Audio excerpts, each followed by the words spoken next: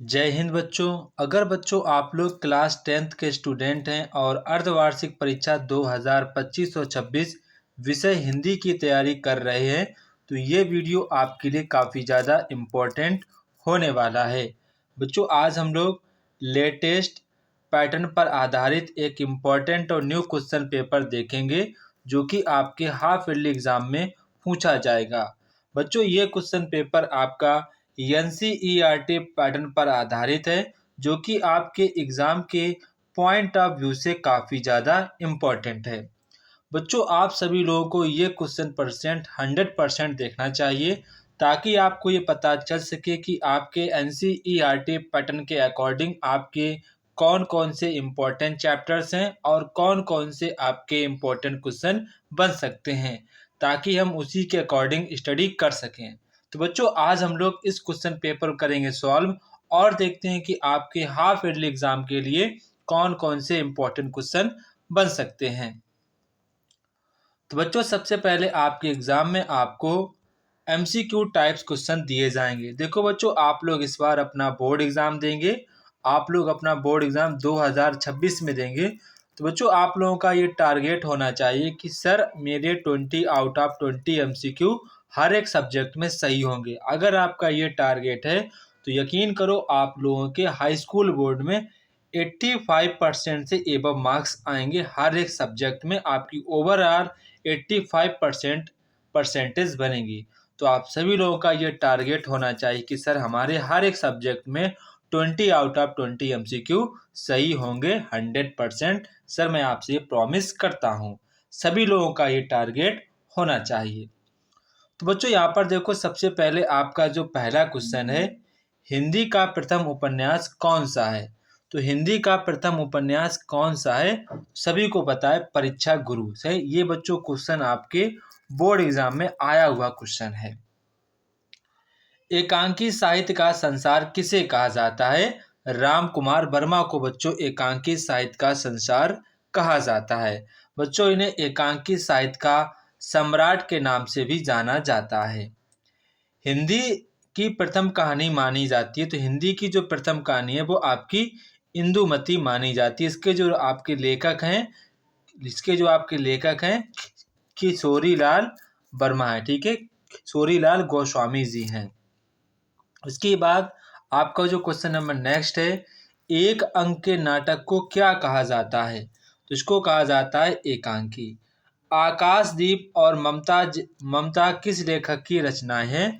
तो इसका आपका सही जवाब हो जाएगा प्रेम। क्या हो जाएगा, आकाशदीप और ममता। इसका आपका सही जवाब होगा जयशंकर प्रसाद। क्या होगा, जयशंकर प्रसाद। इसके बाद आपका जो क्वेश्चन नंबर नेक्स्ट है, रीतिकाल के किस कवि ने वीर रस की रचना की थी। तो इसका आपका सही जवाब हो जाएगा भूषण जी ने। किसने की थी, भूषण जी ने। इसके बाद आपका क्वेश्चन नंबर 7 है, पद्मावत किस भाषा में लिखा गया है। बच्चों पद्मावत आपका अवधी भाषा में लिखा गया है। साकेत के रचनाकार कौन है। तो साकेत के जो रचनाकार हैं मैथिली गुप्त जी साकेत के रचनाकार हैं। बच्चों आपको ध्यान रखना है साकेत जो है ये आपकी खड़ी बोली में रचना है, ठीक है। इसके बाद हिंदी का प्रथम महाकाव्य माना जाता है। तो हिंदी का प्रथम महाकाव्य पृथ्वीराज रासो को माना जाता है। इसके जो रचयिता हैं वो आपके हैं चंदवरदाई जी रचयिता हैं। संत कबीर जी की रचना कौन सी है। यहाँ पर आपकी बीजक है। हास रस का स्थायी भाव क्या है। यहाँ पर आपका हास हो जाएगा। छंद के प्रकार हैं। तो छंद कितने प्रकार के होते हैं। तो यहाँ पर आपको वर्णिक भी, मात्रिक भी, मुक्तक। यहाँ पर आपको उपरोक्त सभी आपका सही जवाब हो जाएगा। दोहे का उल्टा कहलाता है। तो दोहे का यहाँ पर आपका उल्टा कहलाता है। इसका आंसर आप लोग सभी लोग मुझे कमेंट बॉक्स में कमेंट करके आंसर बताएंगे। काफी आसान क्वेश्चन, आप लोग इसको कर सकते हैं। रस के कितने अंग होते हैं। तो बच्चों रस के 7 अंग होते हैं। इसके बाद इसका आपको समास विग्रह बताना है। तो ये हो जाएगा 3 फलों का समूह। क्या हो जाएगा, 3 फलों का समूह। कपड़ा का सम शब्द क्या होगा। तो इसका होगा वस्त्र। क्या होगा, वस्त्र। श्रृंगार रस का स्थायी भाव क्या होगा, रति होगा। सोवन गीत गाता है यह वाक्य किस प्रकार का है। तो यह वाक्य आपका सिंपल प्रकार वाक्य है। निम्न में से कौन सी रचना भक्ति काल की है। तो वो आपकी बच्चों रचना है विनय पत्रिका। कौन सी है? विनय पत्रिका आपकी भक्ति काल की रचना है। किस कवि को राष्ट्र कवि की उपाधि दी गई है? तो वो कवि आपके हैं मैथिली शरणगुप्त जी को राष्ट्र कवि जी की उपाधि दी गई है। इसके बाद बच्चों यहाँ पर आपको खंडवा में आप लोगों को वर्णनात्मक प्रश्न यहाँ पर पूछे जाते हैं। तो बच्चों यहाँ पर आपको सबसे पहले आपको निम्नलिखित गद्यांश में से किसी एक गद्यांश पर आपको रेखांकित मतलब कि प्रश्नों के उत्तर देने हैं। सबसे पहले बच्चों आप गद्यांश पढ़ेंगे। इसके बाद यहाँ पर आपसे कह रहे हैं कि गद्यांश का संदर्भ लिखिए। तो यहाँ पर आपको सबसे पहले पाठ का नाम पता होना चाहिए और लेखक का नाम पता होना चाहिए। अगर आपको ये दो बातें पता हैं तो आपको इनमें पूरे मार्क्स मिल जाएंगे। इसके बाद यहाँ पर आपसे कह रहे हैं कि रेखांकित अंश की व्याख्या करनी है। मित्र का कर्तव्य कैसा होना चाहिए, ये सारी चीज़ें जो आंसर्स हैं इनको आपको इसी गद्यांश में मिल जाएंगी। बच्चों कभी भी आपको एग्जाम में ये ऐसे क्वेश्चन छोड़कर नहीं आने, जो भी मन में है वो आपको लिख कर आना, पर कभी भी छोड़कर नहीं आना है। अगर आप ये नहीं कर पाते हैं तो बच्चों आप अथवा वाला भी कर सकते हैं। यहाँ पर आपको सेम वही पता होना चाहिए, आपको पाठ का नाम पता होना चाहिए, लेखक का नाम पता होना चाहिए। रेखांकित अंश की यहाँ पर जो आपको व्याख्या करनी है। इसके बाद दीवारों पर बने चित्र किससे संबंधित थे वो यहाँ पर आपको बताने हैं। बच्चों काफ़ी आसान क्वेश्चन होते हैं, बस आपको इनमें अच्छे प्रकार से आपकी हिंदी में स्पीड होनी चाहिए। ठीक है, हिंदी का पेपर जब भी हो तो आपको हमेशा ध्यान रखना, पेपर को टाइट पकड़ना है और स्पीड के साथ लिखना है। हिंदी का पेपर बहुत ज़्यादा लेंथी आता है तो आपको ये बातें ध्यान रखनी है। इसके बाद आपका जो नेक्स्ट क्वेश्चन है, निम्नलिखित पद्यांश में से आधारित किसी एक प्रश्नों के आधारित प्रश्नों के आपको उत्तर देने हैं। सबसे पहले यहाँ पर आपका कहे संदर्भ लिखिए, यानी कि आपको पाठ का नाम पता होना चाहिए, साथ में आपको कवि या लेखक का नाम आपको पता होना चाहिए कि कवि का क्या नाम है, लेखक का क्या नाम, ये बातें आपको पता होनी चाहिए। इसके बाद आपको रेखांकित अंश की व्याख्या पता होना चाहिए। रसकान की क्या इच्छा थी वो यहाँ पर आपको बताना है। अगर आपको ये नहीं आता था अथवा वाला भी आप कर सकते हैं।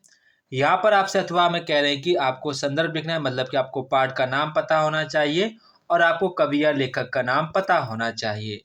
रेखांकित अंश की यहाँ पर आपको व्याख्या करनी है। किसकी, मतलब कि खिपा से लंगड़ा व्यक्ति पर्वत लांघ सकता है, तो आपको सभी को पता होगा। इसके बाद यहाँ पर आपका क्वेश्चन नंबर 4 है, निम्नलिखित संस्कृत गद्यांश में से किसी एक का आपको संदर्भ सहित हिंदी में अनुवाद कीजिए। ठीक है, तो जो आपको आसान लगे उसका आपको पाठ का नाम पहले लिखना होगा, फिर आपको यहाँ पर संस्कृत में हिंदी में अनुवाद कर देना है। जो आपको आसान लगे वो आपको कर देना है। इसके बाद बच्चों यहाँ पर आपका क्वेश्चन नंबर 5 है, निम्नलिखित में से संस्कृत पद्यांश में से किसी एक का संदर्भ सहित आपको हिंदी में अनुवाद लिखना। पहले आपको संदर्भ लिखना है, फिर आपको हिंदी में अनुवाद लिखना है। जो बच्चों आपको आसान लगे वो वाला आपको कर देना है। ठीक है, अथवा लगा है तो अथवा का हम लोग फ़ायदा उठाएंगे। एग्जाम में कभी ऐसा नहीं सोचना है कि हम कठिन वाला करेंगे तो हमको मार्क्स अधिक मिलेंगे, ये बातें आपको नहीं सोचनी। जो आपको आए वो आपको कर देना है। इसके बाद यहाँ पर आपसे कह रहे हैं कि अपने पाठ्य पुस्तक में वर्णित खंडकाव्य के आधार पर किसी एक प्रश्न का आपको उत्तर देना है। मेवाड़ मुकुट के नायक का आपको बताना कि उनका गुण कैसा था। मेवाड़ मुकुट के प्रथम सर का आपको सारांश अपने शब्दों में देना है, अथवा लगा है। इसके बाद यहाँ पर आपका क्वेश्चन नंबर 7 है, निम्नलिखित में से किसी एक लेखक का जीवन परिचय व उनकी आपको रचनाएं लिखनी। जो आपको आसान लगे वो यहाँ पर आपको कर देना, पर आपको बस एक बात ध्यान रखनी है, कम से कम आपको इनकी 10 रचनाएं लिखनी है, तभी आपको यहाँ पर पूरे मार्क्स मिलने के चांसेस रहेंगे। ठीक है, इसी प्रकार आपको कवि का जीवन पर जो आपको आसान लगे वो यहाँ पर आपको कर देना है। ठीक है बच्चों, यहाँ पर आपको तीनों के तीनों कवि, इनको आपको अच्छे प्रकार से याद करना है। ये सारे के सारे काफ़ी ज़्यादा इंपॉर्टेंट रहते हैं। हर बार बोर्ड एग्जाम में इन्हीं तीनों 6 में से आपके रिपीटेड होते रहते हैं। अपनी पाठ पुस्तक में से किसी एक कंठस्थ श्लोक लिखिए जो इस प्रश्न पत्र पे ना आया हो।